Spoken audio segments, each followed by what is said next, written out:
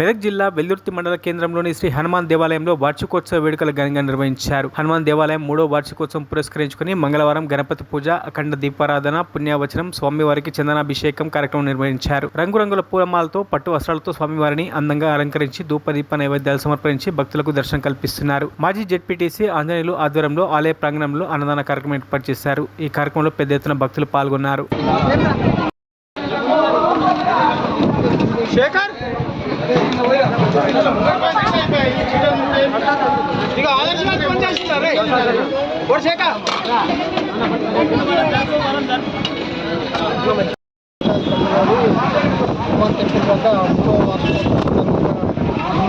పూజలు చేయడం మా గ్రామంలో క్షేమం ఉండాలని, వర్షాలు మంచిగా పడాలని, సౌకర్యం పడాలని అన్నదానం అందరూ కూడా గ్రామస్తులు వచ్చేసి మంచిగా పూజలు చేసుకోవాలి.